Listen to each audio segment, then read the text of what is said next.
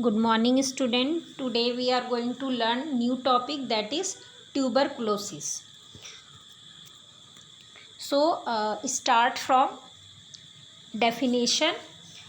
Tuberculosis, it is a chronic progressive mycobacterial infection, often with a period of latency following initial infection, and most commonly affect the lung. It is an infection which is caused by a bacteria which is called Mycobacterium tuberculosis. सो ये क्या है, एक chronic यानी कि serious form में एक respiratory disease है which is progressive, मतलब जो डे बाय डे क्या होता जाता है, बढ़ता जाता है और ज़्यादा कॉम्प्लिकेटेड होता जाता है, and it is most commonly affect the lung. जो ट्यूबरकुलोसिस है वो हमारे लंग्स को भी अफेक्ट करता है, साथ ही साथ ये होल बॉडी को भी अफेक्ट करता है, लेकिन जो मेन जो हमारे बॉडी का जो पार्ट है जो सबसे ज़्यादा अफेक्ट होता है वो है lung. And it is caused bye a type of bacteria which is called Mycobacterium tuberculosis. Mycobacterium tuberculosis ये वो बैक्टीरिया है जो कि हमारे बॉडी में ट्यूबरकुलोसिस कॉज करता है. इस बैक्टीरिया के नाम पे ही ये डिसीज़ है, क्योंकि ये पर्टिकुलर जो बैक्टीरिया है माइकोबैक्टीरियम ट्यूबरकुलोसिस यही जो है वो लंग में इन्फेक्शन कॉज करता है. So tuberculosis it is a respiratory infection and it is caused by mycobacterium tuberculosis. Next types, there are two types of there are two types of tuberculosis. Tuberculosis is also called also called pulmonary tuberculosis. कभी कभी हम उसको pulmonary tuberculosis भी कहते हैं. So there are mainly two type of tuberculosis. So first one is active TB यानी कि active tuberculosis, and second one is latent tuberculosis. Active tuberculosis, this means the germs multiply and can make sick. You can spread the disease to others, and 90% of the adult cases are of active TB are from the reactivation of a latent TB infection. तो सबसे पहले हम latent देखते हैं, उसके बाद हम active देखेंगे. तो latent में क्या है, you have the germs in the body but immune system stop them from the spreading. Latent जो ट्यूबरकुलोसिस का टाइप होता है उसमें क्या होता है कि हमारे बॉडी में ट्यूबरकुलोसिस के जर्म्स यानी कि बैक्टीरिया माइकोबैक्टीरियम ट्यूबरकुलोसिस प्रेजेंट है, लेकिन हमारा जो इम्यून सिस्टम है वो उसको हमारी बॉडी में लंग्स में स्प्रेड होने से रोकता है. Means you don't have any symptom and not contagious. Contagious का मतलब होता है ये इन्फेक्टेड नहीं होता है और ना ही हमें किसी भी तरह के हमारे बॉडी में इसमें सिम्टम शो होंगे, but the infection is still alive in the body. लेकिन हमारी बॉडी में माइकोबैक्टीरियम ट्यूबरकुलोसिस का इन्फेक्शन प्रेजेंट तो है, लेकिन वो स्प्रेड नहीं हो रहा है और ना ही हमारी बॉडी उस इन्फेक्शन की वजह से किसी भी तरह का ट्यूबरकुलोसिस से रिलेटेड सिम्टम शो कर रही है. And can one day become active. लेकिन किसी भी दिन ये इन्फेक्शन है वो हमारी बॉडी में एक्टिव हो सकता है, यानी कि वो इन्फेक्शन स्प्रेड हो सकता है. नेक्स्ट हम देखते हैं active TB. This means the germs multiply and can make sick. Maximum जो क्या होता है लेटेंट टीबी होने के बाद एक्टिव टीबी होता है. इसमें क्या होता है, जो हमारे बॉडी में जर्म्स थे जो लेटेंट फेज में क्या हो रहे थे, लेटेंट टाइप में एक्टिवेट नहीं थे, वो स्प्रेड नहीं हो रहे थे. एक्टिव फेज में क्या होते हैं, वो स्प्रेड हो जाते हैं और हम किसी दूसरे पर्सन को भी ईजिली इन्फेक्ट कर सकते हैं. तो ये दो टाइप्स होता है, लेटेंट और एक्टिव. जो एक्टिव वाले पेशेंट होते हैं उनको पहले लेटेंट होता है, उसके बाद एक्टिव होता है.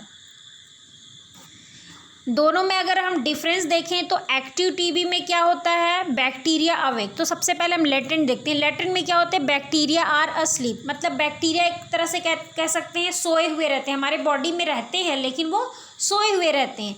Next active TB. Active TB का मतलब क्या है, बैक्टीरिया जाग चुके हैं. You don't feel unwell. Latent TB में हमको किसी भी तरह का कोई सिम्टम्स नहीं होगा, किसी भी तरह का हमको इलनेस फील नहीं होगा, लेकिन एक्टिव टीबी में क्या होगा, इलनेस हमको फील होगा. You can't pass TB to others. Latent TB यानी कि हम कैरियर है, मतलब कैरियर बोल रही हूँ मैं. लेटेंट टीबी में क्या होता है, हम मतलब इन्फेक्शन हमारे अंदर में है लेकिन वो हमारी बॉडी में स्प्रेड नहीं हो रहा है, ना ही हम लेटेंट जो टाइप है उसमें हम किसी दूसरे को भी इन्फेक्ट नहीं कर पाते हैं। लेकिन एक्टिव टीबी में क्या है, हमारी बॉडी में बैक्टीरिया अब एक्टिव हो चुका है, वो स्प्रेड हो रहा है, हमारी बॉडी में तो स्प्रेड हो ही रहा है, साथ ही साथ हम सामने अगर कोई पर्सन हमारे कांटेक्ट में आता है उसको भी हम इन्फेक्टेड कर सकते हैं। इसमें हमको कोई भी सिम्टम्स नहीं मिलते हैं लेटेंट में, लेकिन एक्टिव टीबी में हमको ट्यूबरकुलोसिस के सारे सिम्टम्स इसमें देखने को मिलेंगे। So difference between latent and active. तो सबसे पहले क्या है, लेटेंट में एमटीबी का मतलब है माइकोबैक्टीरियम ट्यूबरकुलोसिस। तो इसमें माइकोबैक्टीरियम ट्यूबरकुलोसिस इसमें भी प्रेजेंट होता है, एक्टिव में भी प्रेजेंट होता है। नेक्स्ट है ट्यूबरकुलिन स्किन टेस्ट। ट्यूबरकुलोसिस के लिए आगे हम देखेंगे कि स्किन टेस्ट करते हैं जो कि इस डिसीज़ को डायग्नोस करने का सबसे इम्पॉर्टेंट टेस्ट है। तो ये जो टेस्ट हम दोनों में करते हैं और दोनों में ही क्या होता है, यहाँ पे लिखा है GRA+। GRA+ का मतलब है यहाँ पे गामा रिलीज एस्से।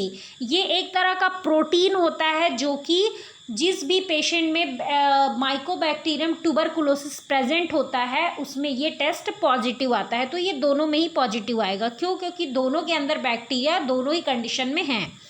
नॉर्मल चेस्ट एक्सरे, लेटेंट में जो चेस्ट एक्सरे है वो नॉर्मल होगा, लेकिन एक्टिव टीबी में चेस्ट एक्सरे में आपको बहुत सारे लेशंस क्या होते हैं ये हम आगे पढ़ेंगे पैथोफिजियोलॉजी में।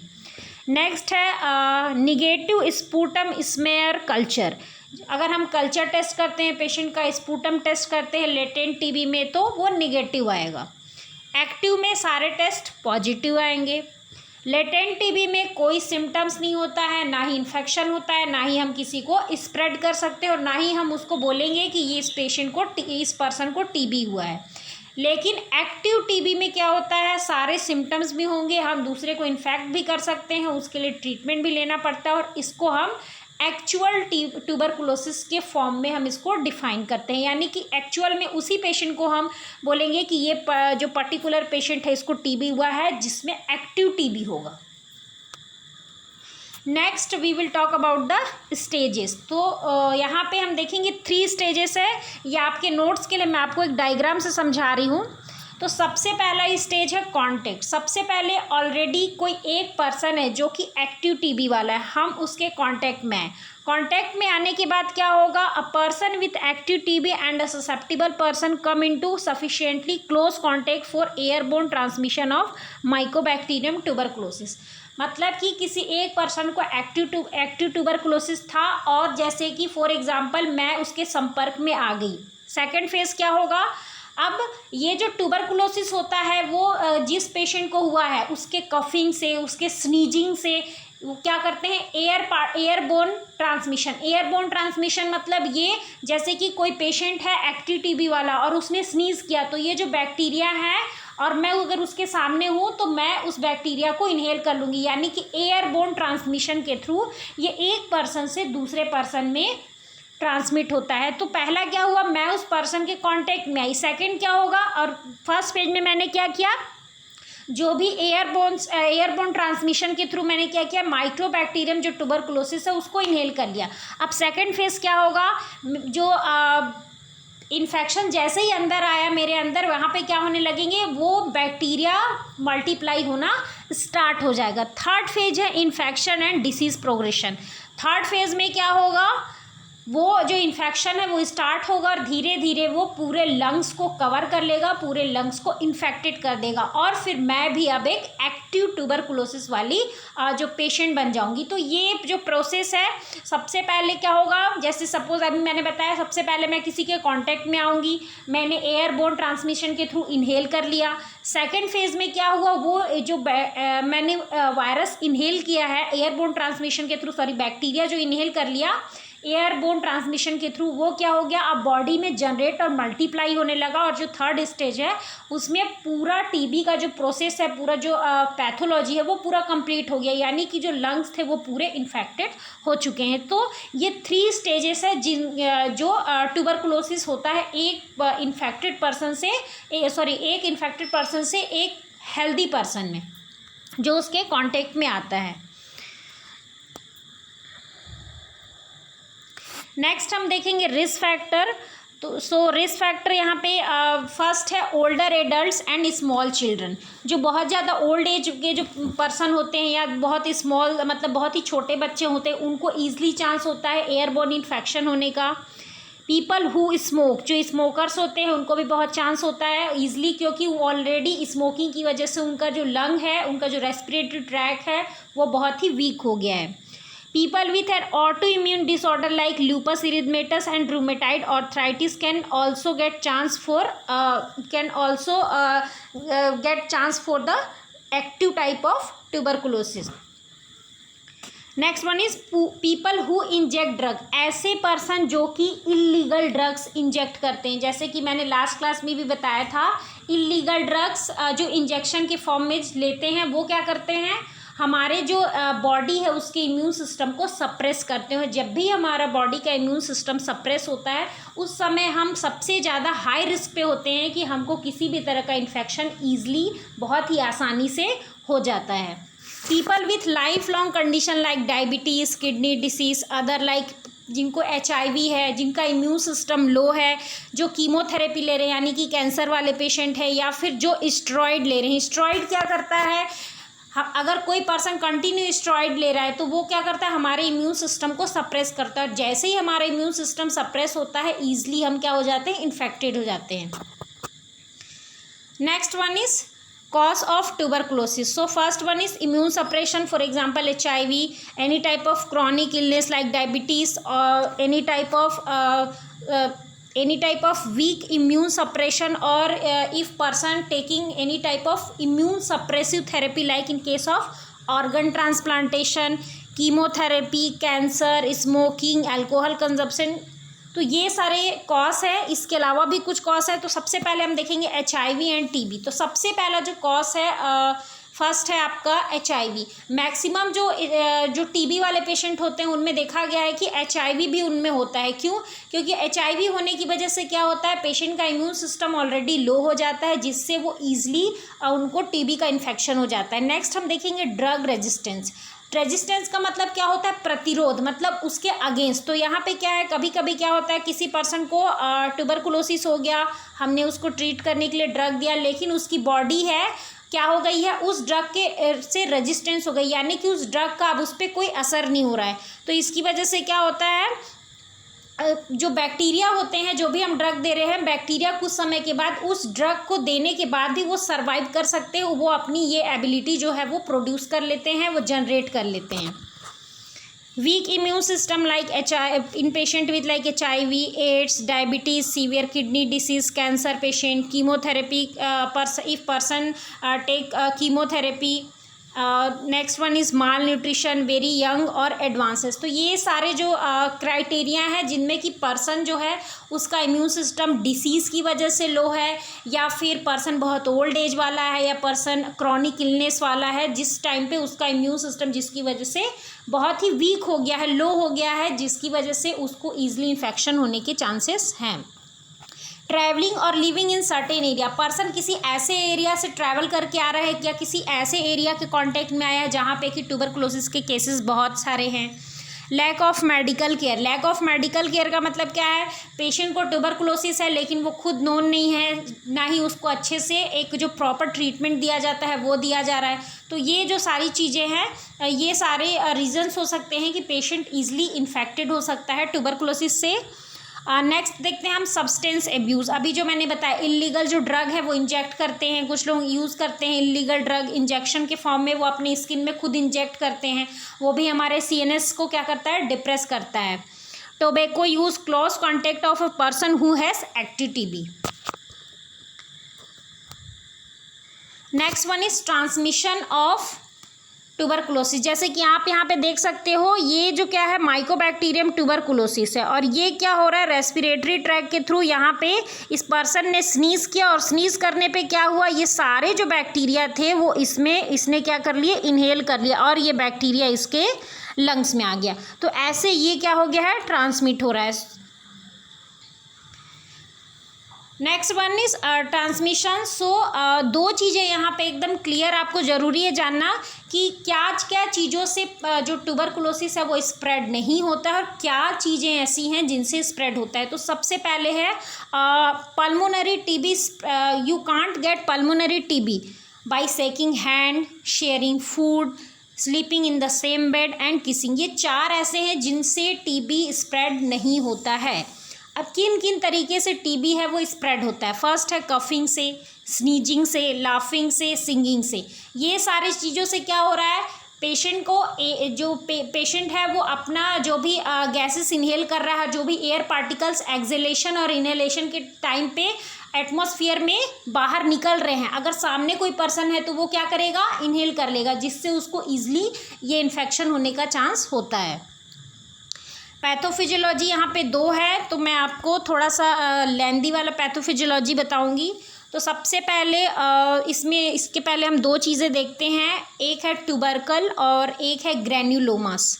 तो ट्यूबरकल्स क्या होते हैं, ये एक तरह के नोड्यूल्स यानी कह सकते हैं हम बबल जैसे होते हैं। दैट कंसेंस सीजियस नेक्रोसिस, मतलब इसमें क्या होता है, बहुत ही इन्फेक्टेड डेथ सेल्स होते हैं which form in the lung as a result of infection. जो कि माइकोबैक्टीरियम ट्यूबरकुलोसिस का जब लंग में इन्फेक्शन होता है तो बहुत सारे इन्फेक्शियस डेड टिश्यू के छोटे छोटे पैचेस यानी कि कैविटी बन जाती है। That is called the tubercle, यानी कि वो उभरे हुए होते हैं। और इस ट्यूबरकल के अंदर बनता है ग्रेन्युलोमा। ग्रेन्युलोमा में बहुत सारी चीज़ें होती है, जैसे कि एपिथेलियल सेल होते हैं, मल्टी न्यूक्लियट जाइंट यानी बड़े सेल्स होते हैं, लिम्फोसाइट्स होते हैं, नेक्रोसिस एंड फाइब्रोसिस यानी कि बहुत सारे डेथ सेल्स होते हैं। तो दो चीज़ें यहाँ पे क्या है, ट्यूबरकल्स एंड ग्रेन्युलोमा। जो ग्रेन्युलोमा है वो ट्यूबरकल के अंदर बनता है और जो ट्यूबरकल्स है वो एक उभरी हुई एक कैविटी बोल सकते हैं हम, जो लंग में इन्फेक्शन होने के बाद बनता है। नेक्स्ट अब देखेंगे हम पैथोफिजियोलॉजी। तो सबसे पहले क्या है, माइकोबैक्टीरियम ट्यूबरकुलाई किसी एक्टिव पेशेंट से, जो ट्यूबरकुलोसिस वाला पेशेंट है उससे किसी जो हेल्दी पेशेंट है उसने इनहेल कर लिया। इनहेल करने के बाद बैक्टीरिया ट्रांसमिट हो गए और वो आ गए एल्वियोलाई में। नेक्स्ट है bacilli are transported via the lymph system and blood stream.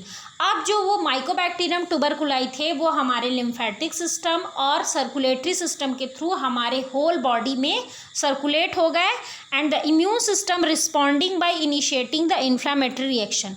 अब ये जो इन्फेक्शन है, जहाँ जहाँ पे ये जो बैक्टीरिया है जहाँ जहाँ पे गए वहाँ पे बॉडी क्या करेगी, इन्फ्लामेटरी रिएक्शन स्टार्ट करेगी। इन्फ्लामेटरी रिएक्शन जैसे स्टार्ट होगा, फैगोसाइट मतलब कि जैसे ही हमारे बॉडी में जहाँ पे इन्फेक्शन हुआ है तुरंत वहाँ पे इन्फ्लामेशन स्टार्ट होगा और जो WBC है फॉर एग्जांपल न्यूट्रोफिल्स वहाँ पे क्या करने लगेंगे एंड मैक्रोफेजेस वहाँ पे तुरंत पहुँचेंगे और जितने भी बैक्टीरिया हैं उसको डिस्ट्रॉय करने की कोशिश करेंगे। This process is called phagocytosis, मतलब वो इसको इनगल्फ यानी कि खाने की कोशिश करेंगे। नेक्स्ट क्या होगा, TB specific lymphocyte destroy the bacilli. अब हमारी बॉडी में यहाँ पे एक्वायर्ड इम्यूनिटी वर्क करेगी। एक्वायर्ड इम्यूनिटी मतलब जैसे ही हमारी बॉडी में ट्यूबरकुलोसिस का जो एजेंट आया यानी कि माइकोबैक्टीरियम ट्यूबरकुलोसिस आया तो उस पर्टिकुलर माइकोबैक्टीरियम ट्यूबरकुलोसिस जो कि एक एंटीजन है यानी कि बैक्टीरिया है उसको डिस्ट्रॉय करने के लिए जो बॉडी है वो ट्यूबरकुलोसिस रिलेटेड एंटीबॉडी को तुरंत वहाँ पे भेजती है उस पर्टिकुलर बैक्टीरिया को डिस्ट्रॉय करने के लिए।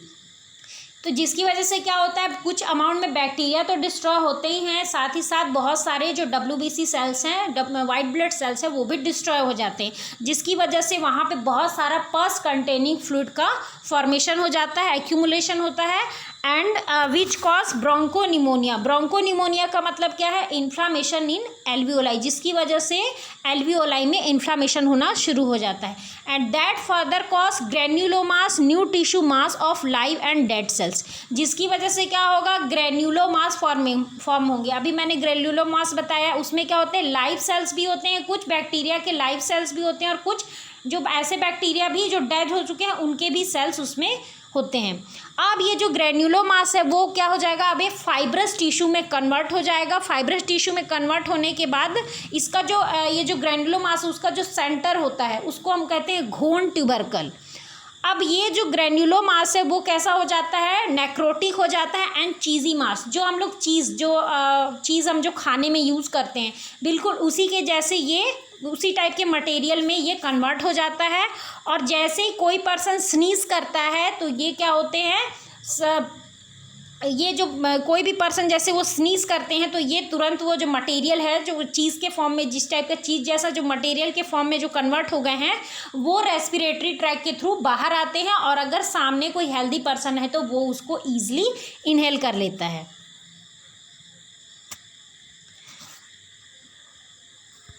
नेक्स्ट क्या है, Ghon tubercles ulcerate and release the cheesy material into the bronchi. अभी जैसे मैंने बताया जो घोन ट्यूबरकल्स है वो चीज़ के टाइप का जो चीज़ जैसा होता है उस टाइप के मटेरियल में कन्वर्ट हो जाते हैं और ब्रोंकाई यानी कि एयरवे में रिलीज होना शुरू करते हैं।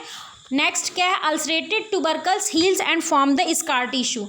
तो जो ट्यूबरकल्स है जो कि अल्सरेट हो गए हैं, अल्सरेशन आप लोग सभी जानते हैं अल्सरेशन क्या होता है, तो जैसे ही ट्यूबरकल्स है वो जो अल्सरेट हो गए हैं धीरे धीरे हील होना शुरू करते हैं और स्कार फॉर्म करना शुरू करते हैं। स्कार फॉर्मेशन किसका हो रहा है, यहाँ पे लंग टिश्यू का हो रहा है। And infected lung to become more infected, जिसकी वजह से जो लंग्स टिश्यू है और ज़्यादा इन्फ्लेम्ड होते जा रहे हैं and that further result in bronchopneumonia, tubercle formation and spread slowly downward to the hilum of the lungs. और धीरे धीरे ये इन्फेक्शन लंग्स के स्टार्टिंग से लेके लास्ट तक मतलब पूरा होल लंग्स क्या है इसमें इन्फेक्टेड हो जाता है एंड पर्सन जो है वो पूरा इन्फेक्टेड हो जाता है और उसको पर्सन को ट्यूबरकुलोसिस हो जाता है। तो ये पैथोफिजियोलॉजी है, ये देखने में बड़ा है लेकिन बहुत ही सिंपल है। तो एग्ज़ाम में आप लोग कोशिश करेंगे कि ये वाला ही पैथोफिजियोलॉजी बनाए, और जिसको ये बहुत ज़्यादा लेंदी लग रहा है तो ये उसी का है, थोड़ा सा शॉर्ट फॉर्म में है, तो ये वाला पैथोफिजियोलॉजी भी यूज़ कर सकते हैं।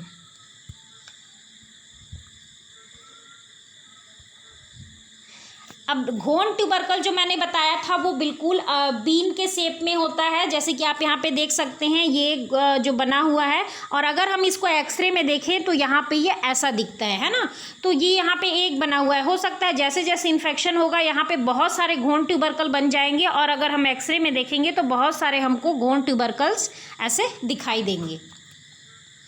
नेक्स्ट क्लिनिकल फीचर सेम जैसे बाकी रेस्पिरेटरी मैंने जो डिसीज़ पढ़ाए हैं सेम वैसे ही पूरे फीचर्स लगभग सेम हैं। Coughing of blood, coughing of blood मतलब हीमोप्टाइसिस, मतलब कफ के साथ पेशेंट को स्पुटम के साथ क्या होगा, कफ के साथ ब्लड आएगा, fever, chest pain, shivering, weight loss, night sweat, long term cough, no appetite that is anorexia, fatigue, clubbing of fingers, जो फिंगर्स हैं वो स्पून शेप्ड में हो जाएंगे, स्वेल जो लिम्फ नोड रहेंगे वो बिल्कुल स्वेलोड हो जाएंगे। कहाँ के लिम्फ नोड, जो नेक के एरिया के जो लिम्फ नोड है स्वेलोड हो जाएंगे।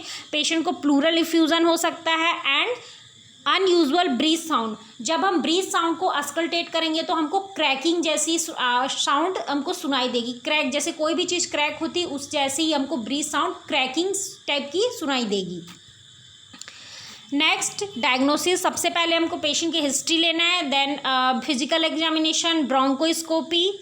Next one is interferon gamma release blood test. अभी जैसे मैंने बताया GRA+ है ना, गामा रिलीज ऐसे ये एक प्रोटीन होता है जो कि टीबी जो एक्टिव टीबी वाले पेशेंट होते हैं उनमें ये पॉजिटिव होता है, और साथ ही साथ जो लैटेंट वाले हैं दोनों में ये प्रेजेंट होता है। क्यों, क्योंकि ये प्रोटीन ये जो टेस्ट है वो उन्हीं में पॉजिटिव पाया जाता है जिनमें माइकोबैक्टीरियम ट्यूबरकुलाई बॉडी में प्रेजेंट है।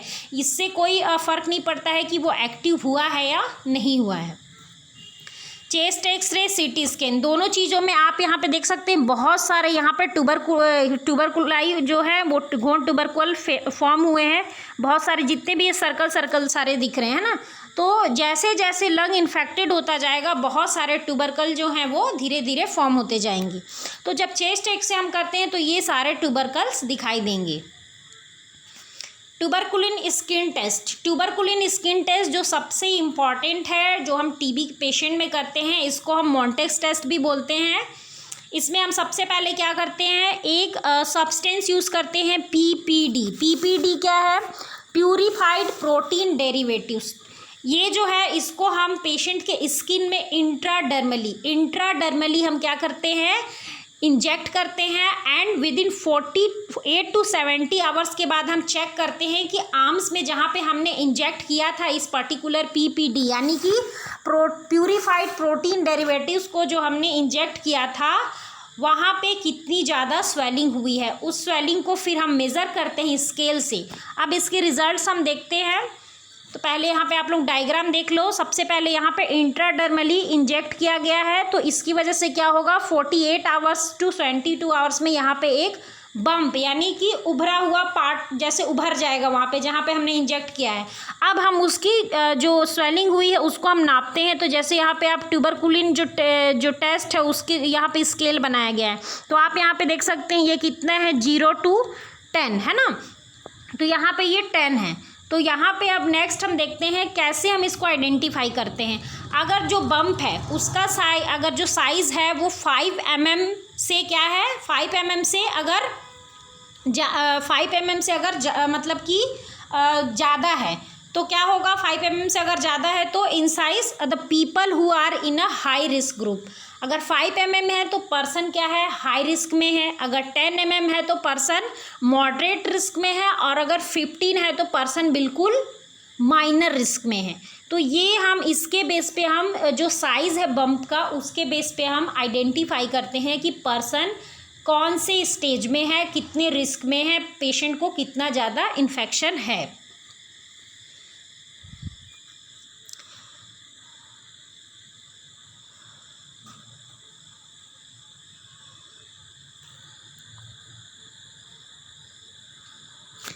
Another test that is blood test. Blood test हम करते हैं, स्पूटम टेस्ट करेंगे। स्पूटम टेस्ट में हम देखते हैं जो स्पूटम टेस्ट में कि जो बैक्टीरिया है वो कौन से जो भी हम ट्यूबरकुलोसिस के लिए जो ड्रग दे रहे हैं किस ड्रग से वो रेजिस्टेंस है। अगर जिस ड्रग से वो रेजिस्टेंस है उस ड्रग को हम नहीं देंगे, हम कोई दूसरा ड्रग देंगे।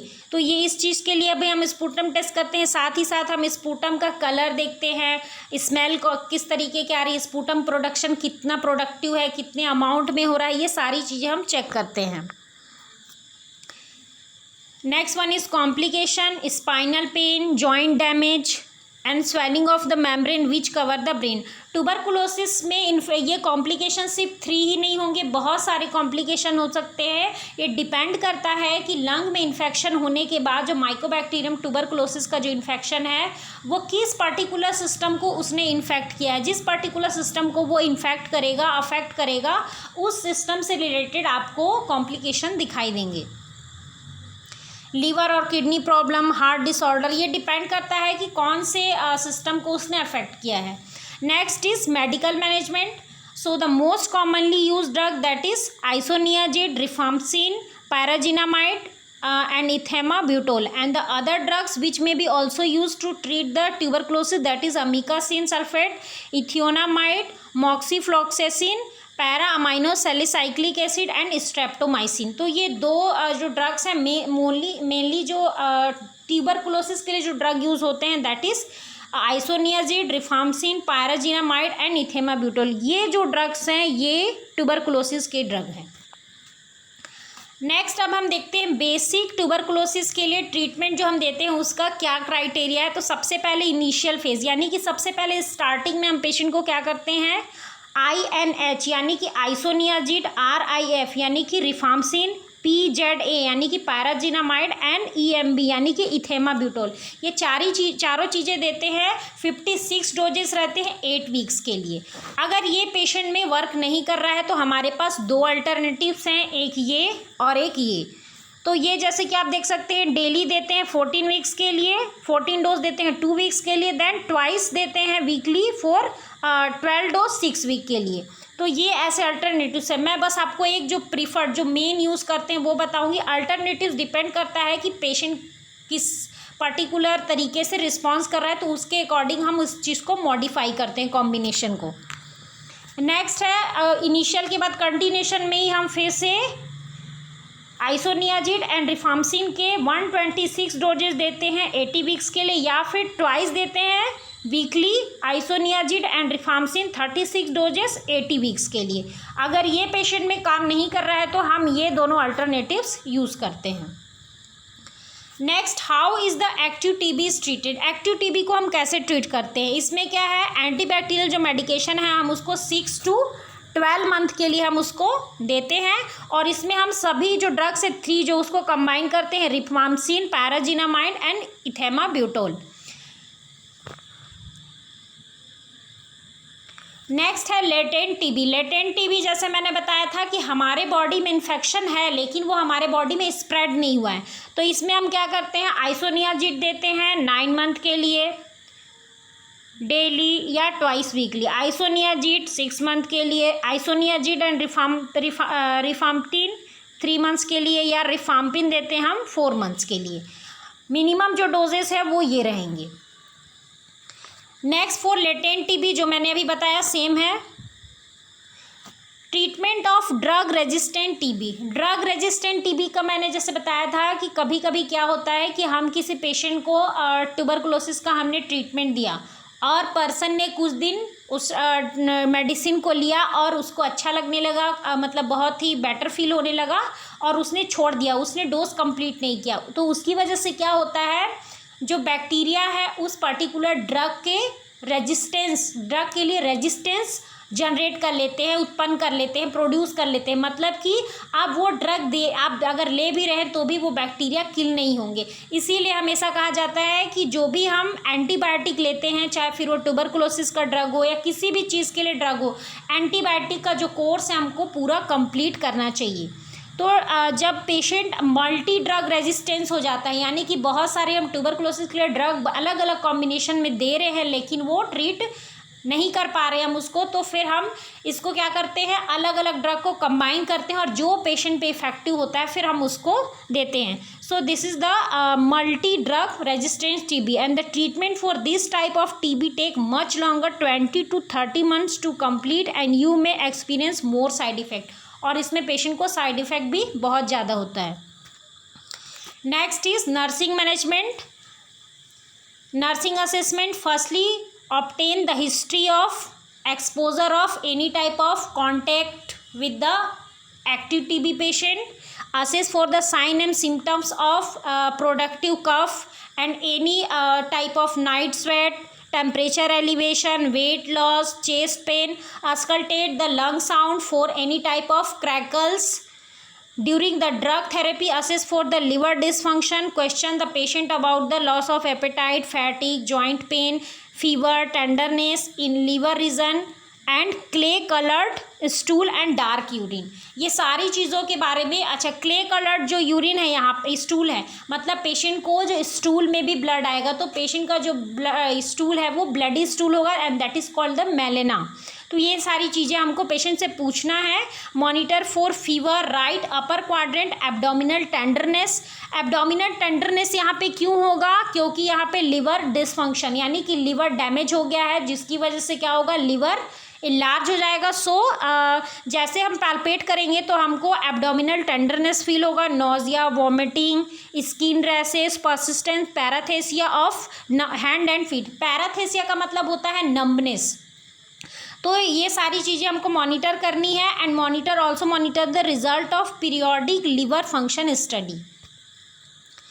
Next, diagnosis. So first nursing diagnosis, that is ineffective airway clearance related to copious tracheobronchial secretion। जो पर्सन का जो एयरवे है वो एयरवे जो क्लियरेंस है वो इनइफेक्टिव हो गया है। क्यों? क्योंकि ट्रैकियोब्रोंकियल सिक्रीशन यानी कि जो पेशेंट है उसको बहुत ज़्यादा कफ प्रोडक्शन हो रहा है, स्पूटम प्रोड्यूस हो रहा है, तो इसकी वजह से क्या होगा, जो पेशेंट का जो एयरवे क्लियरेंस है वो प्रॉपर एयरवे उसका क्लियर नहीं हो पा रहा है। इसके लिए जो इंटरवेंशन है, so first one is administer and teach the self administration of medication as ordered. Patient को टीच करना है कि आपको मेडिसिन कैसे लेना है। सेकेंड, पेशेंट को rest and avoidance of exertion. कोई भी ऐसी चीज़ जिससे कि उसको बहुत ज़्यादा एक्सर्शन या फैटिक फील हो, ऐसी चीज़ों को अवॉइड करने के लिए बोलना है। ब्रीथ साउंड मॉनिटर करना है, रेस्पिरेटरी रेट मॉनिटर करना है, sputum production and breathing difficulty, ये सारी चीज़ें हमको मॉनिटर करनी है एंड साथ ही साथ हमको ऑक्सीजन थेरेपी भी पेशेंट को प्रोवाइड करना है। Next one is imbalance nutrition. ये जितने भी इंटरवेंशन है ये सारी चीज़ें आप लोग रीड कर लेंगे, सब सिंपल है, मैं सिर्फ आप लोग को डायग्नोसिस बता रही हूँ। Imbalance nutrition less than body requirement related to poor appetite, fatigue and productive cough. And third one is risk for infection related to nature of disease and patient symptoms. ये नर्सिंग मैनेजमेंट है. ये मैंने इसमें सिर्फ 3 nursing management डाला है, लेकिन इसके अलावा आप बहुत सारे इसमें बना सकते हैं, जैसे कि फ्लूइड वॉल्यूम डेफिसिट बना सकते हैं, alteration in thermoregulation related to infection, ये भी बना सकते हैं. तो कम से कम आपको इसमें 3 या 4 और ऐड करना है. ये जो मैंने जो कॉमन है मैंने इसमें बना दिया है.